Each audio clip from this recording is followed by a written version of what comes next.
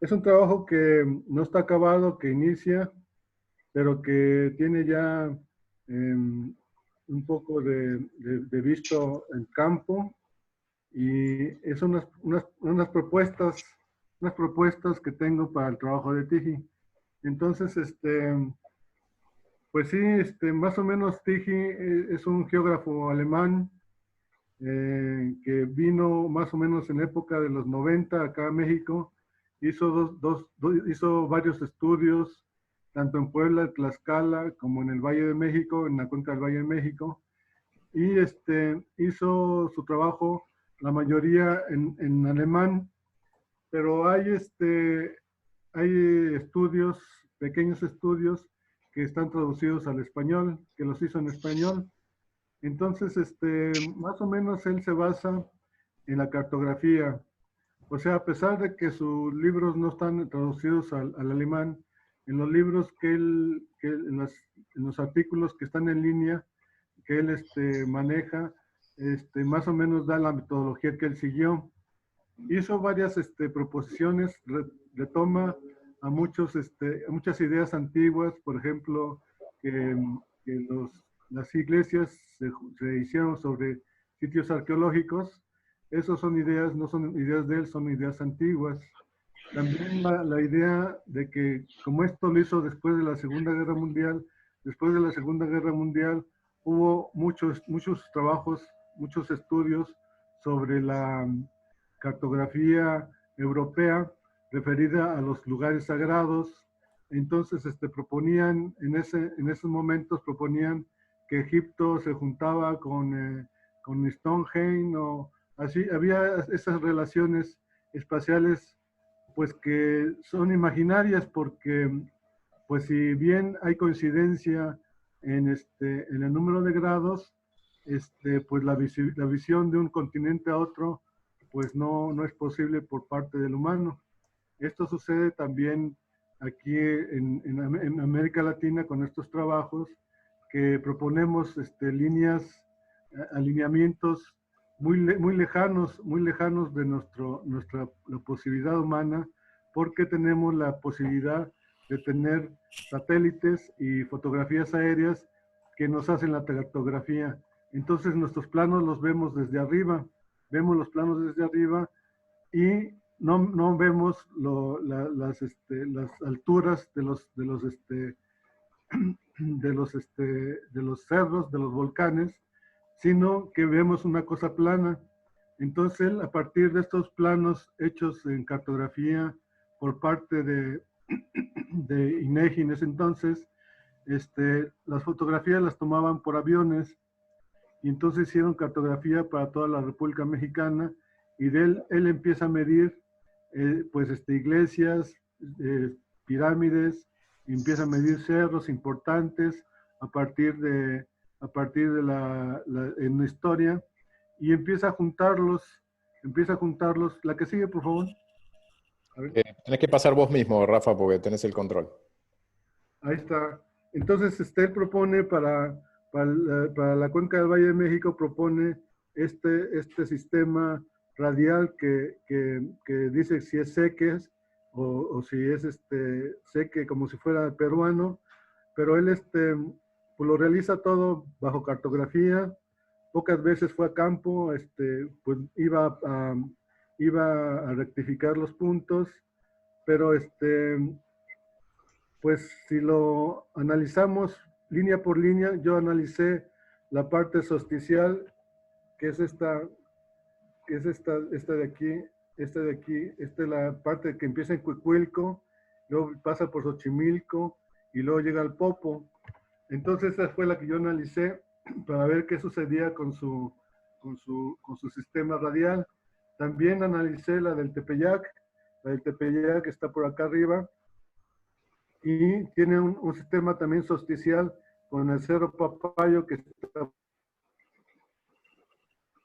Entonces resulta que la del Cerro Papayo él no la toma en cuenta porque toma como medida un sistema en grados de 4.5 grados para hacer sus trabajos, y todo lo que sale de de 4 o 5 grados pues no lo toma en cuenta. Entonces, para la cuestión del Tepeyac, esta línea solsticial que es Tepeyac, Zacahuisco, Cerro Papayo, pues no sale dentro de su sistema porque este es un alineamiento solar y no es un alineamiento en grados como él trabaja.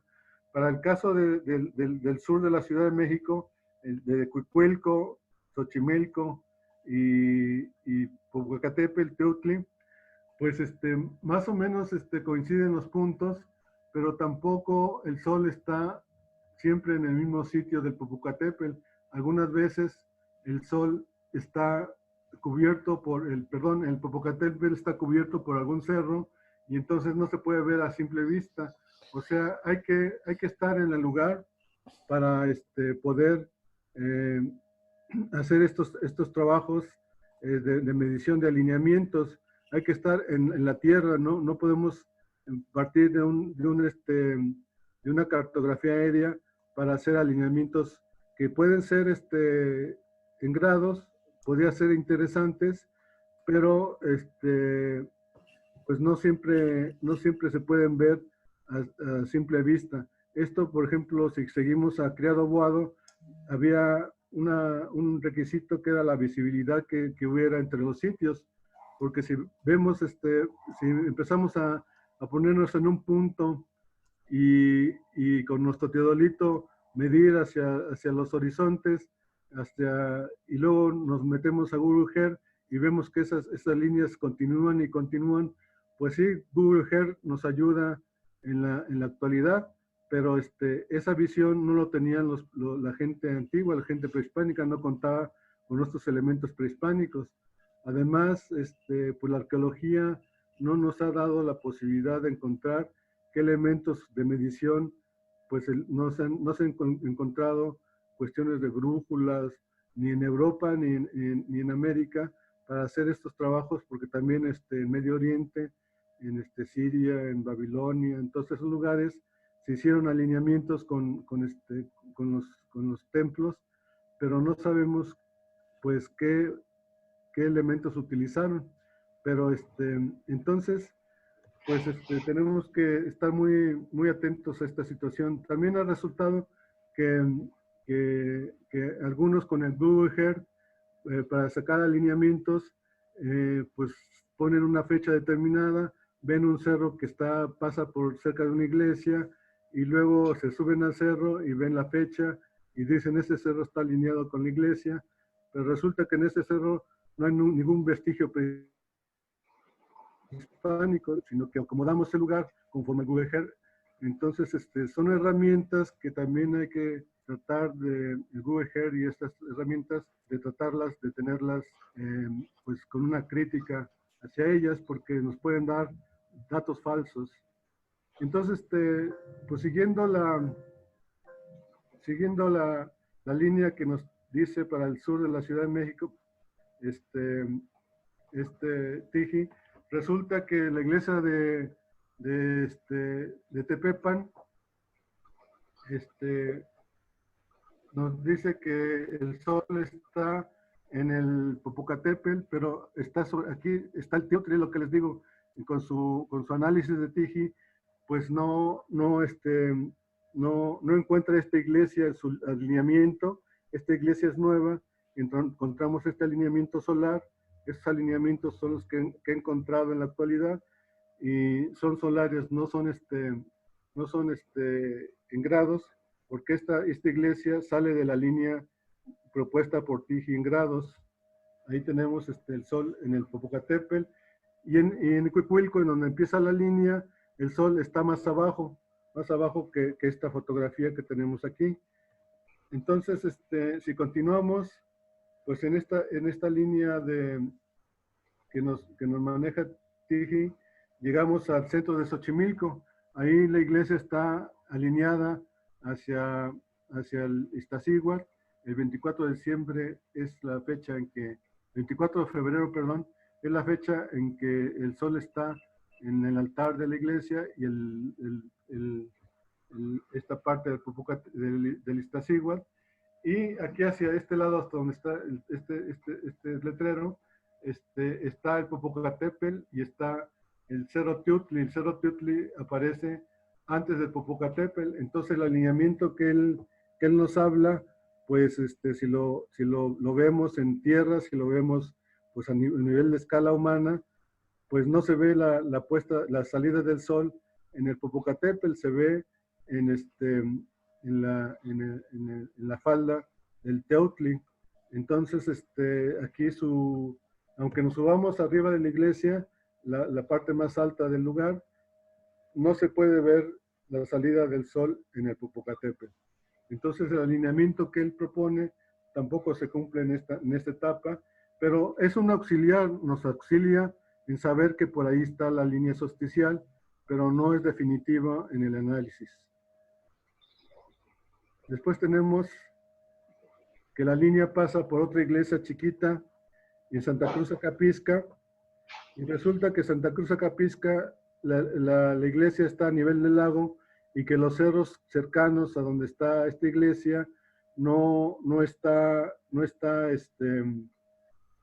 se puede ver el Popocatépetl ni el Iztaccíhuatl con los cerros tan altos, aunque estemos arriba de la iglesia, aunque tenemos que caminar hacia otro lugar para poder ver este alineamiento. Pero vamos a ver que también él nos marca una línea importante que no sabemos si es la iglesia o es la zona arqueológica que está ahí. Ahí en la zona arqueológica tenemos también, está en un cerro, siguiendo la línea, en un cerro. Este es nada más un ejemplo de los relieves que existen ahí. Entonces es un lugar importante prehispánico. Pero también resulta que los cerros no permiten ver ni el Popo ni el Ista estando desde ahí. Entonces resulta que otra vez la línea propuesta por Tiji solo se ve desde el espacio, solo se ve sobre cartografía, no se ve a nivel del piso, a nivel del suelo, no se puede ver este alineamiento.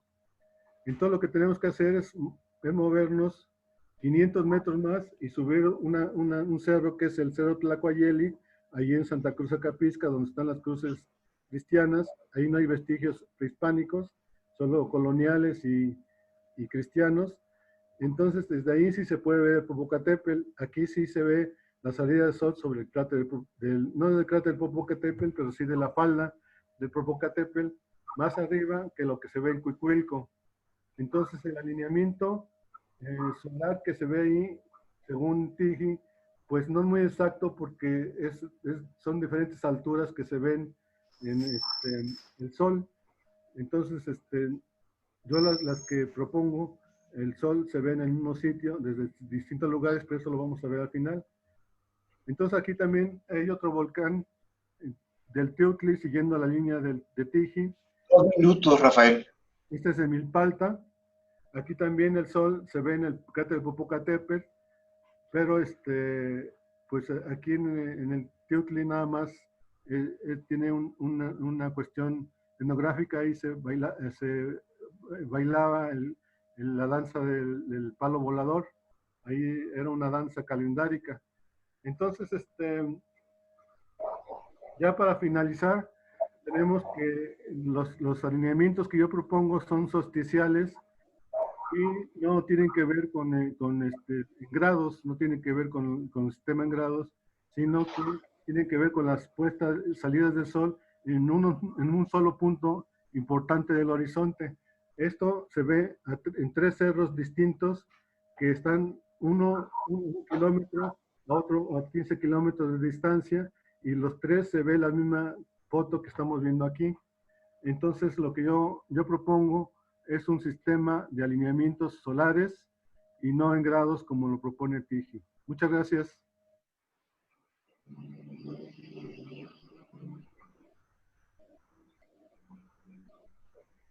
Bien, gracias, Rafael.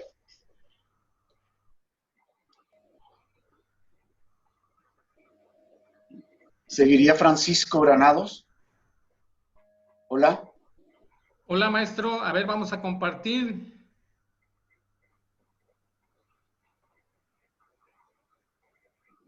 Rafa, tenés que dejar de compartir pantalla. ¿Ya se ve?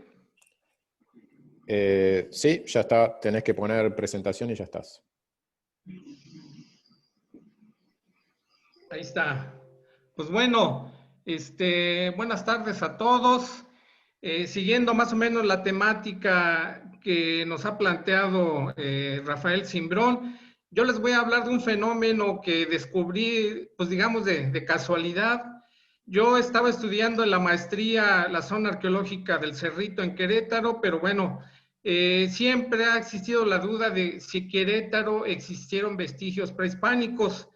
Entonces, lo más seguro es que no, que era un sitio nada más de paso, porque no hay evidencia arqueológica, aunque se construyó sobre este pequeño cerro pues un templo, que fue de los más importantes, el Templo de la Cruz, uno de los templos centrales de los franciscanos para llevar pues la palabra de cristiana, católica, a toda la parte del norte de México, ¿sí?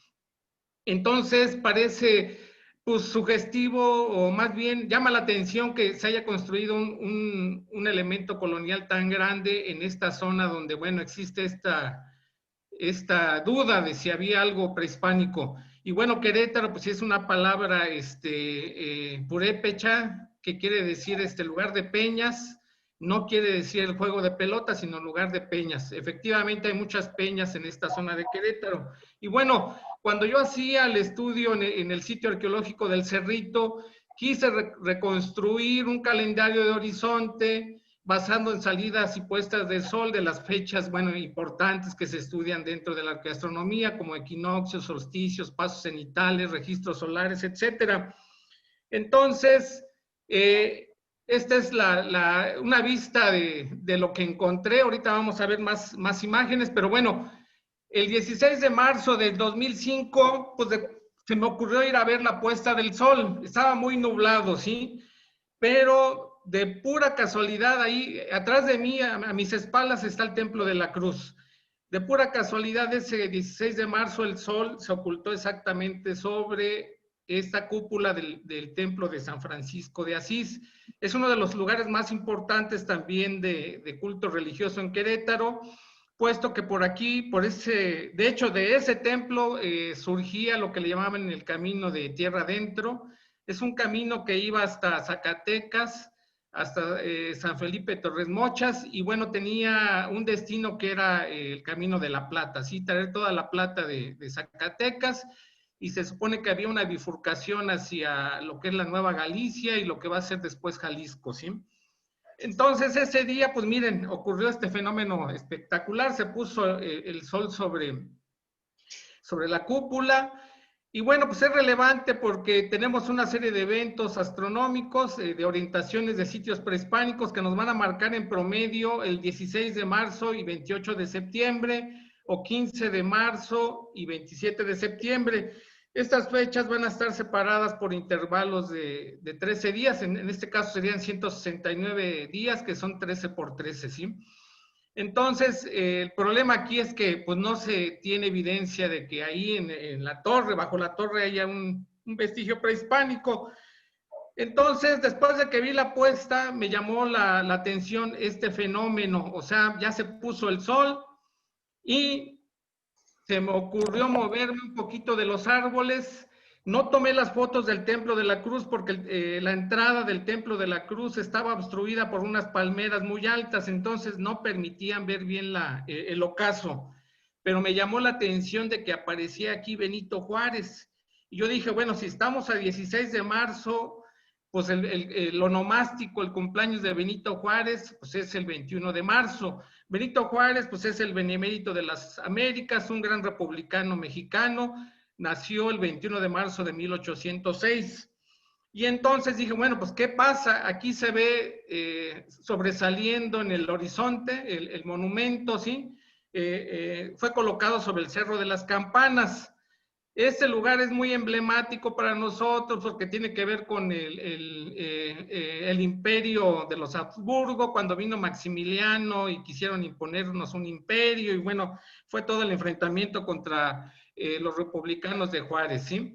Entonces me llamó la atención, dije, bueno, vamos a buscar esta relación. Es el Templo de la Cruz, Es un templo muy grande, como les digo. Hay una relación hacia el poniente con el Cerro de las Campanas. Y vamos a ver que hay una línea. Ahí tenemos al monumento a Juárez, exactamente en este punto. Tiene más o menos 13 metros de altura. Y bueno, el escultor es una persona muy relevante, hizo varias esculturas importantes, como el Pípila, el Morelos aquí de Cuernavaca, y otras obras, ¿sí? Destacadas. Entonces, acudí nuevamente el 21 de marzo. Bueno, fui varios días, tengo una secuencia, pero no la puse. Pero a mí lo que me llamó la atención fue el 21 de marzo, porque pues ese día ocurre su cumpleaños, ¿sí? De Benito Juárez. Como ustedes saben, Benito Juárez fue masón, un hombre masón aquí en México. Y bueno, pues ya su fecha misma de nacimiento lo marca como un elemento, pues no sé si simbólico, el 21 de marzo, en lo que se trata del equinoccio. Obviamente sabemos que el equinoccio astronómico es el 20 de marzo, ¿sí? Y bueno, y entonces, pues miren, el sol más o menos le pegó en la izquierda, en el brazo izquierdo. Ahí sabemos que Benito Juárez era de izquierda y no de derecha, pero bueno, no tanto por la cuestión política, ahí lo demuestra el sol, le toca el sol. Y obviamente, a partir de este momento me llamó la atención que, bueno, debía de existir una relación más cercana hacia el equinoccio astronómico. Y entonces decidí subir al Templo de la Cruz. El guardián, pues el Templo de la Cruz todavía forma frailes franciscanos. Entonces es un poquito celoso el lugar porque hay un guardián franciscano que es el que controla todo. Entonces le expliqué, le llevé las fotos y no me dejó subir. Todavía lo veían así como brujería estas cosas, ¿no? Y bueno, pues pasó 1 año, 2 años y hasta que por fin lo cambiaron, acudí con otro guardián, un guardián franciscano más tranquilo, más alivianado. Miren, aquí el templo de San Francisco, y bueno, aquí el Cerro de las Campanas, el sol poniéndose. Aquí, desde este punto, que es como 150 metros hacia el poniente del Templo de la Cruz, sí toca el sol el monumento a Juárez. Ya desde el Templo de la Cruz, que desde donde yo suponía que habían sacado una línea, o donde se debería de ver el fenómeno, pues ya cambia un poquito la cosa, ya uno se desplaza a otra altura distinta. Y bueno, hasta el 2007 fue que logré ingresar el 22 de septiembre para ver el equinoccio astronómico, y efectivamente ahí pude corroborar que se ponía exactamente sobre la parte, pues, de la cabeza de Benito Juárez como un elemento de aureola, ¿sí? Obviamente aquí hay una lucha simbólica. Por acá abajo se colocó la capilla donde fusilaron a Maximiliano de Habsburgo y a los otros traicioneros conservadores mexicanos. Y bueno, aquí hay una cuestión donde el hombre en el paisaje, pues natural, pone un elemento cultural, onomástico, simbólico, a través de un personaje histórico, ¿sí? Entonces, no me parece casual que haya salido este evento. Ya después hice una pequeña publicación y supe que los masones de Querétaro se enojaron porque descubrí eso, ¿no? Ellos querían que se mantuviera oculto mucho tiempo, pero bueno, pues uno anda ahí de metiche y bueno, encuentra estas cosas. Esto es el 20 de marzo de 2008. Miren, en 2007, en septiembre, había mucha bruma y no se alcanzó a ver muy bien el disco solar, pero bueno, ahí está la evidencia de que le pega a don Benito Juárez, ¿sí? Entonces, en 2008 fue un día perfecto, el 20 de marzo, se vio muy bien el sol, y miren este fenómeno relevante, ¿sí? Exactamente el 20 de marzo. Obviamente el 21 pues le volvería a pegar, se movería el diámetro solar más o menos por acá, andaría digamos ahí en la línea entre su cumpleaños y el equinoccio astronómico. Entonces para mí fue muy relevante. Aquí empecé la duda de que si había una sobreposición de algún calendario prehispánico, bueno, con estos elementos, digamos que modernos, ¿sí? Del siglo XIX.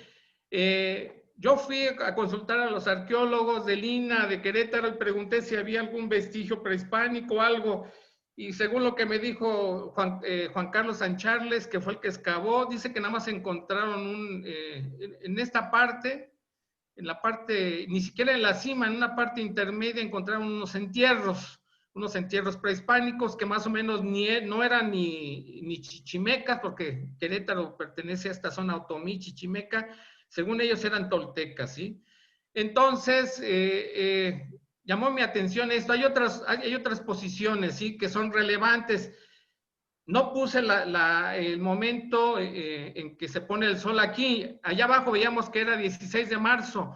Ya desde el Templo de la Cruz, desde la cima del Templo de la Cruz, el sol se pone justamente en San Francisco el 15 de marzo y el 27 de septiembre, buscando en términos de orientaciones, que en el mismo cerrito encontré estas fechas, 15 de marzo, 27 de septiembre, la orientación del eje de simetría de la pirámide principal del cerrito, y cumple con esas fechas, curiosamente, 15 de marzo y 27 de septiembre. El doctor Galindo me ayudó a hacer esas mediciones, también con mi querido enojón, el doctor Stanislav Ivaniševski, también echó la mano por ahí, y bueno, yo afiné las observaciones y después la pirámide está muy maltratada en esa parte de la escalera, y bueno, concluí que podía ser esas fechas del 15 de marzo y 27 de septiembre. Luego fue don Iván Sprague y ratificó las mismas fechas. O sea que, como ya lo dijo el señor Iván, pues entonces estoy bien.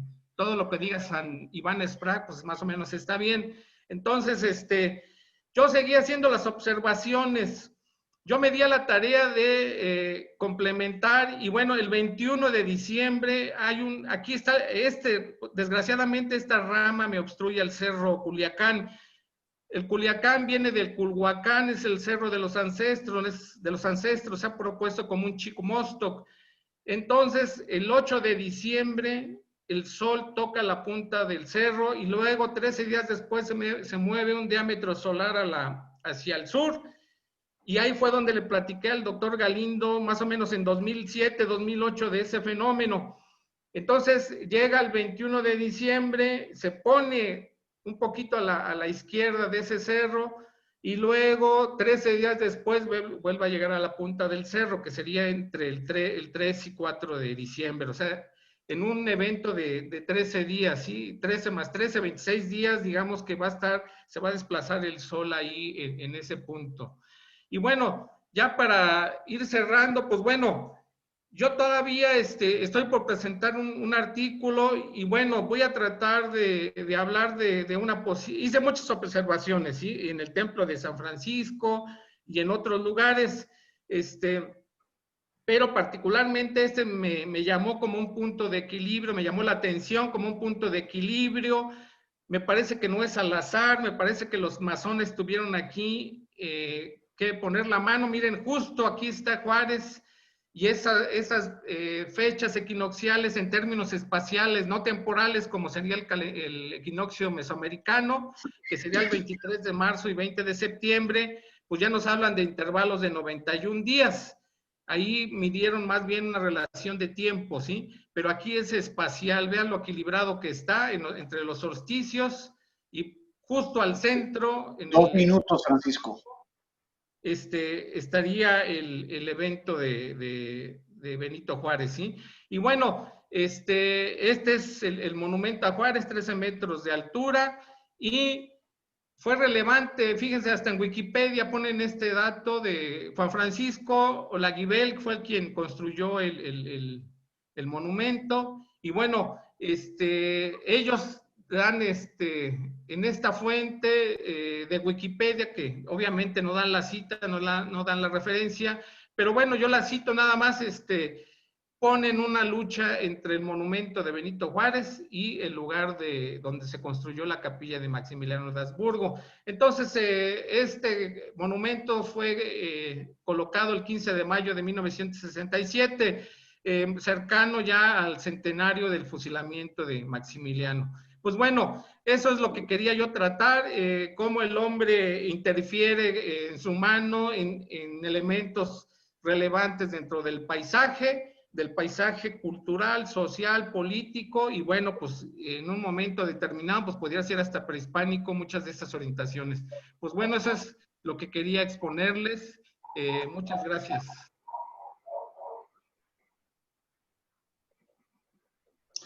Bien, ahora seguiría Tim. Si pudieras, Francisco, salirte de la pantalla. ¿Cómo le hago? ¿Qué hice? Tienes que ver, salir. Dejar de compartir. Dejar de compartir, así es. ¿Ya me salí? No. Pues ya le di, ya le di en dejar, Tenés que dejar de compartir. Ahí, ¿por qué no prueba quien sigue compartir la pantalla? Creo que el que sigue. Ahí está, perfecto. Muy bien, Team Share. Sí, Ya. Perfecto. Bárbaro, ya estamos. Muy buenas tardes. Buenas tardes.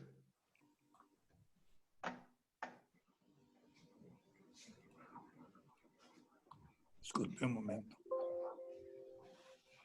El estudio hoy tiene que ver con un cerro que se llama Teteorotitla, que está pintado en el mapa de Cuauhtincán II.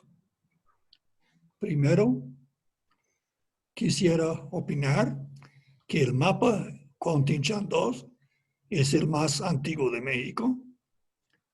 Es una copia de un lienzo prehispánico y no hay otro mapa más antiguo de cartografía histórica en Mesoamérica.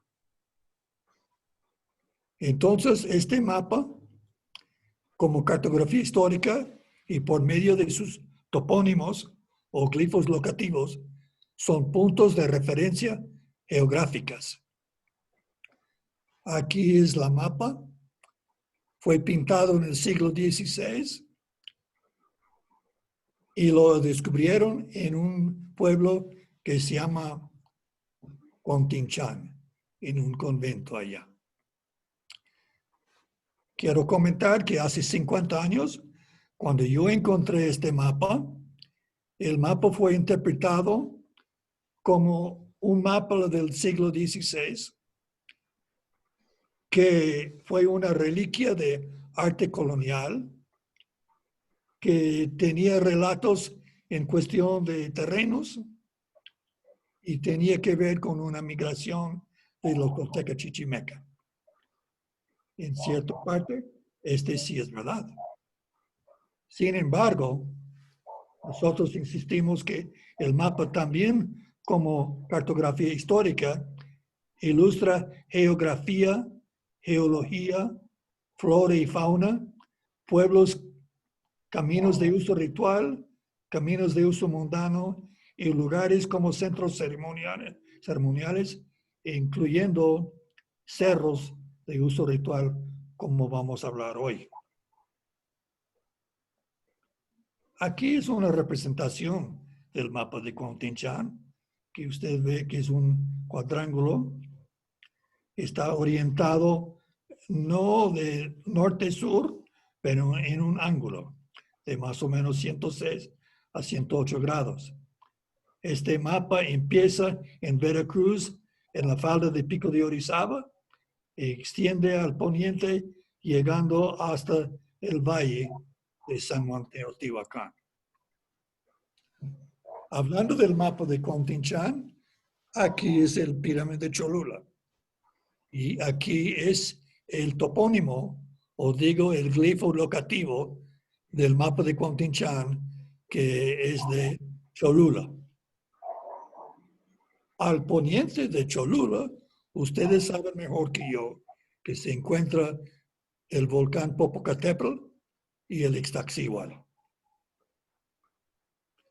Aquí este es el mismo pintado sobre el mapa de Cuauhtincán. O sea, ahí está el Popocatépetl, luego el Ixtaccíhuatl y en la falda un cerro que se llama Teotón y allá en la lava o magma es el cerro Teotihuacán. Aquí es el cerro Teotihuacán, en la magma. Aquí es el cerro Teotihuacán. Aquí es el cerro Teotihuacán. Y por la erupción volcánica, un flujo de magma descendió en olas con una profundidad de aproximadamente 35 metros. También bombas volcánicas cubrieron la superficie del cerro y resultó un lugar de desolación, un mal país. Allá no hay rancherías, no hay milpas. O aquí usted puede ver la gran formación o depósito de magma. Donde está la flecha roja es Teotihuacán. Obviamente atrás es el Popocatépetl. Al mano derecha usted puede ver las milpas y en este rombo es el Cerro Teotón. Vamos a hablar ahorita de nuestra interpretación, recordando siempre que este estudio es una hipótesis y personas, amigos como ustedes, siempre me precauciona a mí diciendo, Tim, piense en cuestión de hipótesis, no sea tan dogmático a veces. Pero aquí es el cerro pintado en el mapa. Usted puede ver que hay dos sacerdotes que están levantando lo que dicen el bulto sagrado. Eso es un acto ceremonial. Como hipótesis, planteamos que los glifos de piedra color blanco no son la lava, no son la magma de color negro, pero es el glifo típico del MC2, de piedra de una mina, de una excavación o de una cantera. También como hipótesis planteamos que el camino que va por la falda oriente de este cerrito, al pie del cerro cónico, pasa abajo de la piedra blanca. Usted ve cómo entra por arriba y sale allá por abajo. Y nuestra pregunta es, ¿por qué motivo los tlacuilos representaron este espacio subterráneo? ¿O será un lugar de uso ritual? Entonces, hablando de esta hipótesis, las respuestas tal vez son tres. Uno, que en el mapa hay una cantidad exagerada de actividad ritual en el cerro de Teotihuacán, o sea, en la base de esta colina. Primero arriba, los dos sacerdotes levantando el bulto sagrado. Más abajo, más personas en un acto de ritual, ceremonia. Y todavía más abajo, otro nivel. Punto número 2. En el MC2 se puede observar un túnel debajo de la piedra blanca. O yo digo una mina o cantera. Y la pregunta es ¿por qué?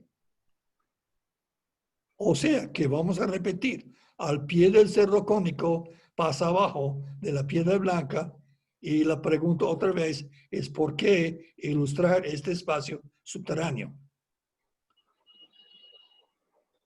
Pero más que todo, en este estudio, es el asunto de la cuestión de los alineamientos solares por el horizonte oriental y en relación con fechas calendáricos.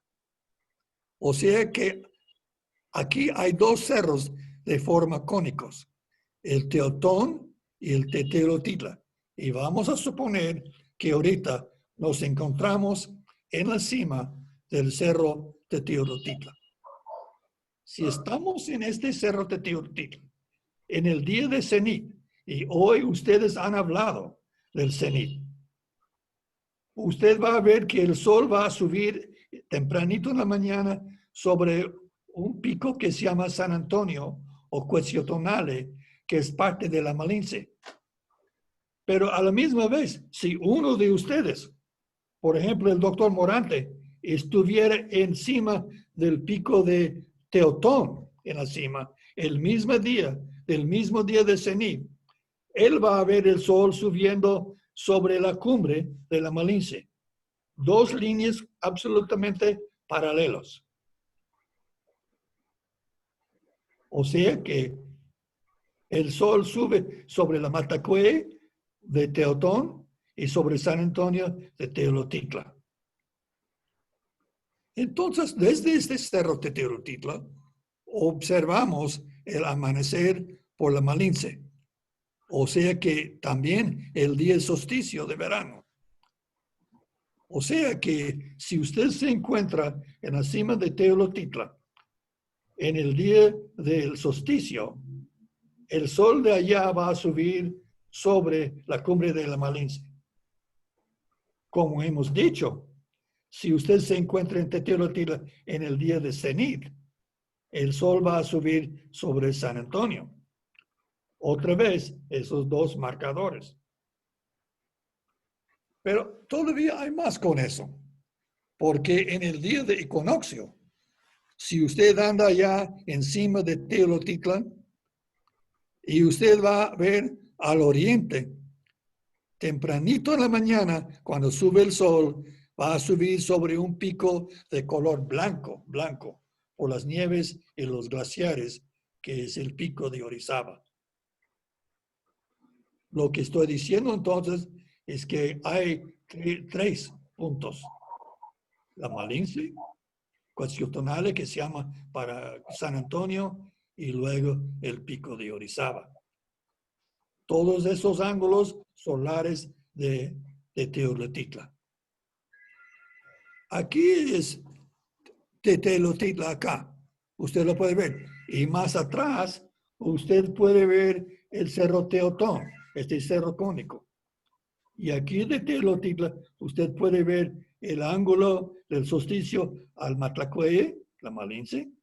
También la línea solar, el paso cenital que va con San Antonio, también que se llama Quetzaltonale.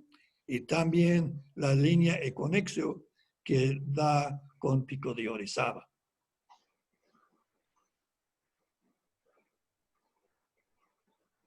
Aquí tenemos entonces cómo se encuentra este Teolotitla, con tres ángulos que quería partir hoy.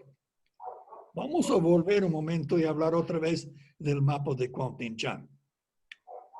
La idea hoy es que esta cartografía histórica, que tiene que ver con geografía y tiene que ver con geología, que hay muchos datos y que tenemos que volver a estudiar las publicaciones de Kiko Yoneda, de Benedictine Siemens, que escribió en 1968, del estudio de Harvard, que fue publicado por Carrasco, David Carrasco. Tenemos que volver y analizar una vez más el mapa de Cuauhtémoc. Además, tenemos que pensar cómo es este túnel abajo. Hay que reconocer que como un diseño inteligente, hablando de probabilidades o de un evento de pura casualidad, como un diseño inteligente, este cerro o marcador aleatorio está tan posicionado que coincide con tres lugares en el horizonte oriental o espacio y también tres fechas de calendario o de tiempo. Estamos hablando del solsticio de verano, el paso cenital y el equinoccio. O aquí tenemos otro mismo diagram mostrando lo que hay allá. En final, ha sido en mí, con antecedentes de minero, de creer que tal vez Teolotitla es algo artificial. Pero yo tengo que decirles que yo he llevado allá 2 geólogos y cada geólogo, haciendo su estudio ya, me ha dicho, Don Tin, este cerro es resultado del volcanismo. Entonces, hay que de eso. En cuestión del túnel que yo le he mostrado hoy, hay personas que van a insistir que es un tubo volcánico. y no está abajo de piedra como de una mina. Pero todas esas hipótesis, y yo lo pongo sobre la mesa con ustedes, siempre invitando que cualquier de ustedes o todos que venga aquí para ver esas cosas, hacer su propio análisis y seguir con este tipo de estudio. Gracias por su tiempo.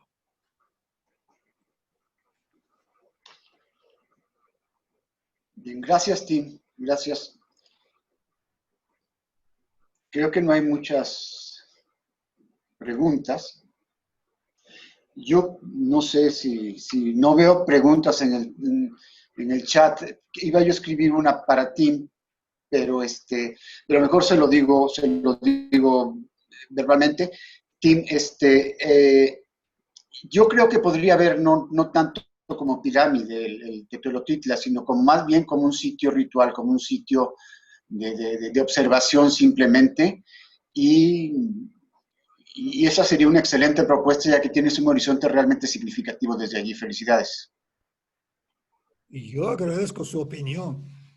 Y obviamente, si yo fuera un profe en la universidad como ustedes, yo también diría que este es un cerro completamente natural de la naturaleza, un volcanic plug, algo que subió igual como el Cerro Teotón que está al norte.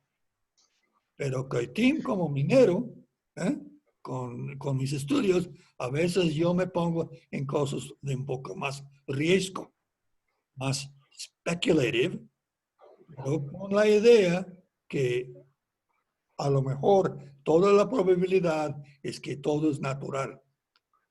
Igual con el túnel. Los geólogos me han dicho, Tim, lo que tú buscas es un túnel volcánico. Y entonces yo he dicho, bueno, vamos a ir y buscarlo, porque es un túnel volcánico. Tiene que estar allá todavía, porque personas de San Buenaventura Nealtican y San Nicolás de Lanza me han llevado a otros tubos volcánicos en este mismo magma, pero nunca me han podido localizar este lugar. Y por eso yo siempre invito sus comentarios y su participación. Yo siempre he dicho, véngase aquí, está cubierto, su hotel, su comida, todo, écheme la mano. Pues les estimo a ustedes mucho. Con gusto, igualmente. Gracias, Tim. Creo que Jesús Galindo tiene algún comentario para todos. Vamos a romper un poquito, hacerlo verbal, porque los chats no están llegando mucho. No sé, Jesús, si quieres decirnos algo. Sí, claro, algo muy general. En primer lugar, creo que las 4 exposiciones son sumamente interesantes. Lo que tienen en común es algo a lo que yo me quiero referir. Digamos, si como arqueastrónomos partimos de la observación o de la medición o del registro, digo, este tipo de trabajo es elocuente, se puede verificar y a la mayoría de las personas puede convencer. Sin embargo, frente a los arqueólogos tenemos un problema, en el sentido de que una cosa es el cielo y otra el bajar el cielo a la tierra, y eso solamente la arqueología. Es decir, yo diría, en el caso de Rubén, sería muy interesante que abajo donde los primeros investigadores mostraron esa posibilidad de la entrada al tubo de la luz, pues que los arqueólogos hicieran trabajo arqueológico para ver si hay algún vestigio, porque según recuerdo, los muros o lo que resta de un posible muro, pues están, digamos, no muy bien formados. Son montones de piedras alineadas muy bien, pero yo creo que ayudaría mucho tener la información arqueológica para datar, por supuesto, y para saber, digamos, otras características del grupo humano que pudo haber hecho eso. En el caso de Francisco, por supuesto que sería muy interesante, pues ahí investigar en campo, en biblioteca, en archivos, si existe algún rastro de la masonería que planteara que eso fue el resultado de ellos. Digo, ya a toro pasado uno diría, claro, es que desde entonces éramos muy buenos para ver la naturaleza y demás. Pero yo creo que sería bueno hacer una investigación de gabinete, en archivos, no sé, ir a donde esté la sede de la masonería en México, o ahí para aclarar de qué se trata. En el caso de Zimbrón, pues por supuesto, lo que él está viendo es algo que desde hace años hemos planteado a la gente que observa cosas en el cielo, ¿verdad? Y que muchas veces el entusiasmo les gana y plantean posibilidades. Bueno, eso, de nuevo, como en el caso anterior que comentaba, es necesario centrarlo con la información arqueológica. Digamos, el trabajar sobre mapas bidimensionales para plantear observaciones tridimensionales pasa por un camino que a veces los entusiastas no siguen. Es decir, debido al movimiento aparente del Sol, la Luna y las estrellas en un horizonte, que no salen verticales, salvo en el Ecuador, sino salen inclinados, eso hace fundamental el tener que ver no solamente direcciones en el plano, sino la altura del horizonte. Así que si alguien me dijera, es que si un azimut es de 90 grados, es el equinoccio. Pues sí, pero si tenemos un horizonte suficientemente alto o bajo, ese 90 grados puede ser solsticio. Entonces, yo creo que ahí es importante recalcar que en el caso de Tighe, muy tempranamente, pues se guiaba por el plano nada más.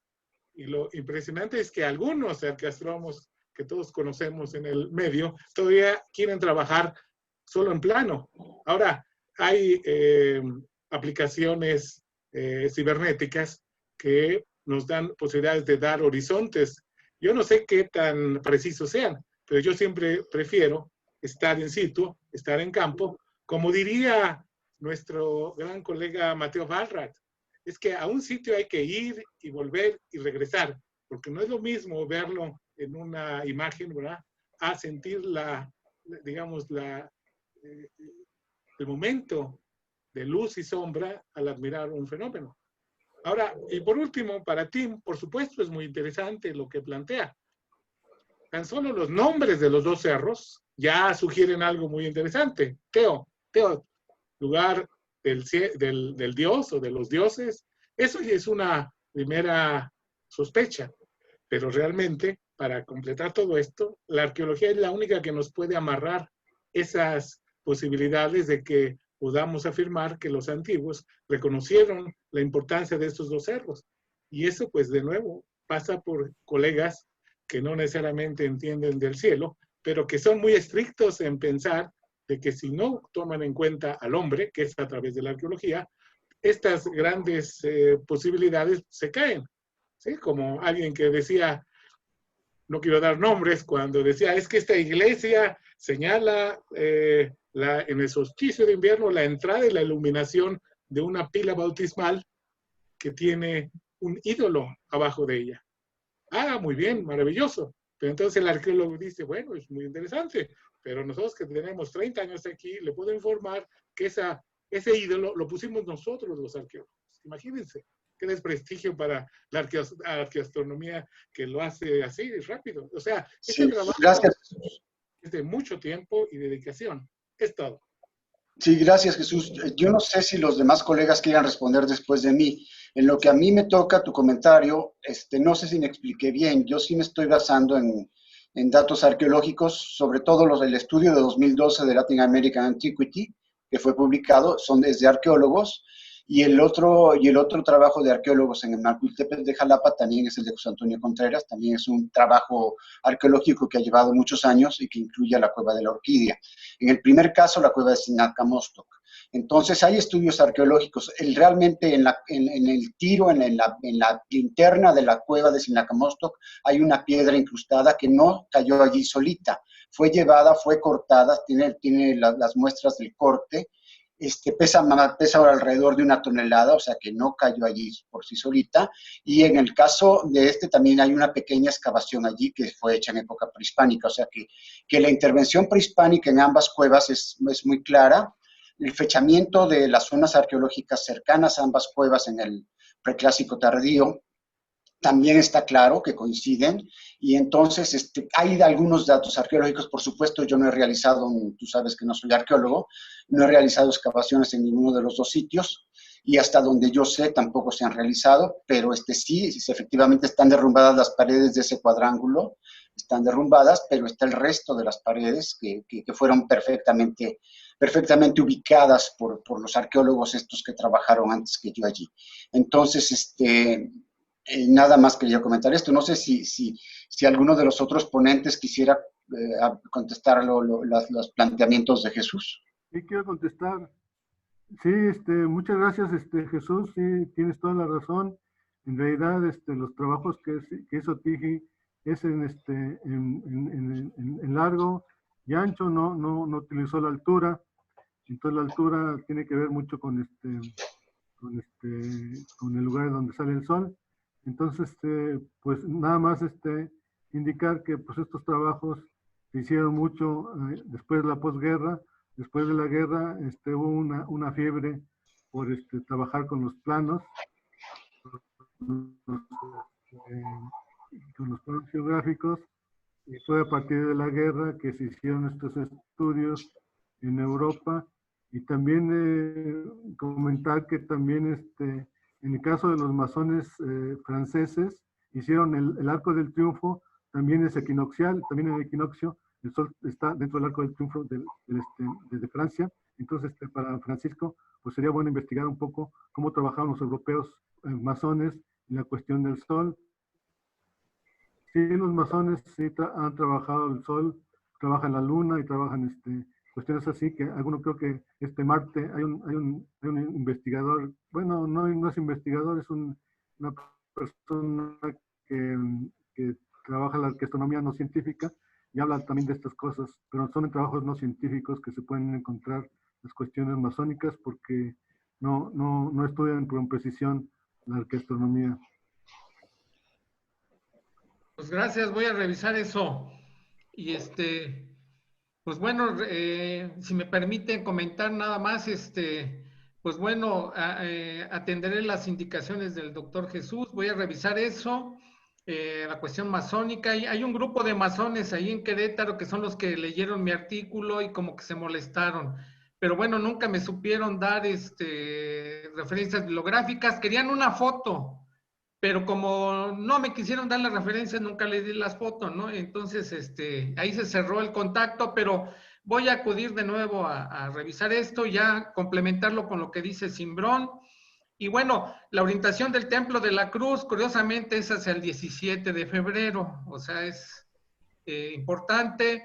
La orientación también del Templo de San Francisco es 3 trecenas después del solsticio de invierno, hacia el 28, 29 de enero, por ahí, justo donde iniciaba el camino de tierra adentro, ahí se pone el sol alineado al templo de San Francisco, ¿sí? Pero voy a atender esas indicaciones que me hacen para agregarlas a mi a un artículo que estoy haciendo. Bien, no sé si estás viendo, Rubén, que hay un comentario de Barthélemy en el chat. Sí. Porque ya estamos cerca del límite del tiempo. Sí, lo que pasa es que Barthélemy, no sé a quién se refiere con esos elementos geográficos en el plan prehispánico. ¿Hay relación iconográfica con los solsticios? ¿Sí es para alguien o para todos? Parece que en mi caso hay una relación clara con ambos solsticios porque ambos se ven. Ambos solsticios hay entradas en las dos cuevas, tanto en el solsticio de invierno como en el solsticio de verano. ¿Sí? En mi caso. Bien, y hay una pregunta más de Manuel para ti, para Rubén. Manuel, es para Rubén. A nivel observacional, ¿cuál podría ser la intención de dividir en dos el rayo? Sí, es importantísima esta pregunta, Manuel. Realmente es un efecto óptico muy, muy diferente. Por eso es tan importante no nada más realizar mediciones, sino también presentarse a presenciar los eventos al interior de las cuevas. Esto me ha llevado mucho tiempo, muchos viajes a la zona. Llegar a la cueva no es fácil, sobre todo a la de Jalapa es muy fácil llegar, porque está en el centro de Jalapa. Y llego en 15 minutos, pero para la otra sí tardo mucho más, tardo cerca de 2 horas y hay que irse por un mal país donde hay serpientes de cascabel. Entrar a la cueva tampoco es fácil, hay que descolgarse en una parte, pero las piedras, me he caído 2 veces, las piedras son muy cortantes, porque es mal país, ¿verdad? Es piedra volcánica. Entonces, a pesar de eso, sí he podido registrar físicamente los fenómenos, y al dividir en 2, hace que en algún momento puedas distinguir un periodo de 65 días muy claro, que eso va a salir en un artículo que fue editado por Alejandro en la revista VA, que se va a publicar en la Universidad de La Plata, y ojalá lo pudieran leer, porque ahí aparece precisamente este hecho que no pude presentarlo ahorita precisamente por la brevedad de la exposición. Gracias por la pregunta, Manuel.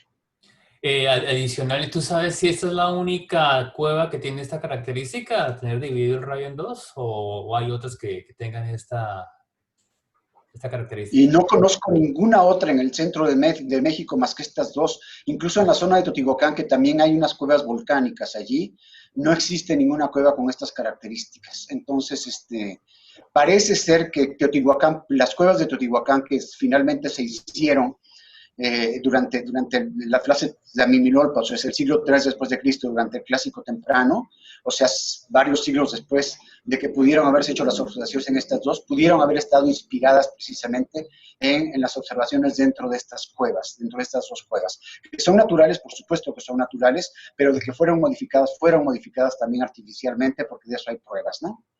Ok. Gracias, Rubén. Gracias. Muy bien. Bueno, no sé si tenemos más personas que quieran hacer algún comentario. Ya estamos prácticamente en el tiempo programado. Bueno, nomás le quería preguntar a Francisco Granados, y ¿desde qué punto observó la salida del sol ahí en Querétaro? Desde la cúpula del Templo de la Cruz. Desde ahí me situé, estoy situado ahí en ese punto, ¿sí? Desde ahí hice las observaciones, observé solsticios, equinoccios y otras fechas, pero bueno, aquí nada más expongo esto. Y les dije que no lo hacía desde la parte baja porque pusieron muchas palmeras y no se ve el horizonte poniente, queda obstruido. Bien. Eso sería mi buen Cimbrón. Muy bien, muy bien. Y una última cosa, también hay un caso aquí de una iglesia en el solsticio de invierno, alumbra una pintura desde una iglesia, pero resulta que platicando con las gentes de ahí de la iglesia, dicen que esa pintura antes estaba en una bodega y que después pusieron esa pintura y la pusieron en ese lugar, y entonces lo que decía Galindo, que pues por pura coincidencia resulta que ahora se alumbra esa pintura con el solsticio de invierno.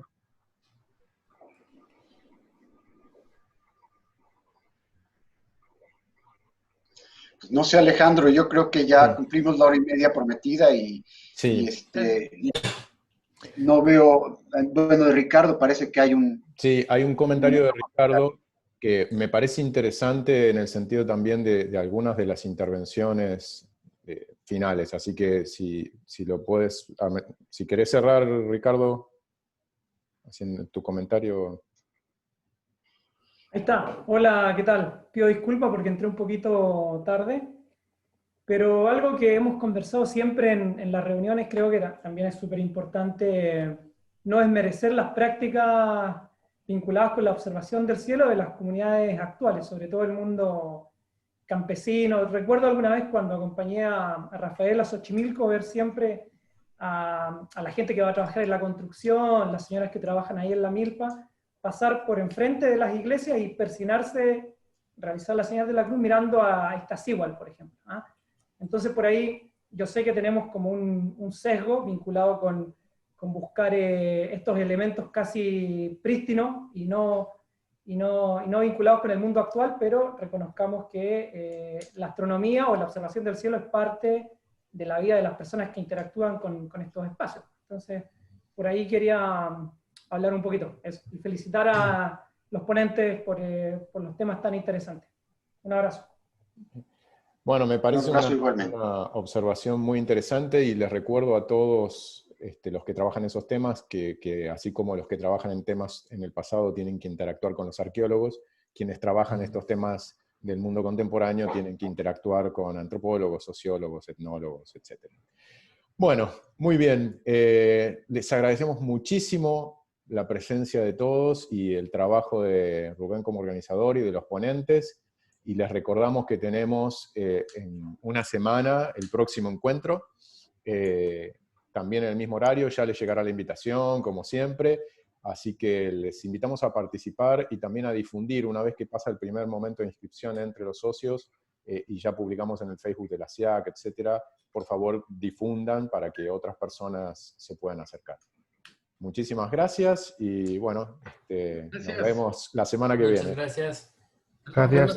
Gracias. Hasta Hasta luego. la próxima. Hasta Gracias. luego. Hasta la próxima semana. Tchau, Valmir. Tchau, Flávia. Bye bye.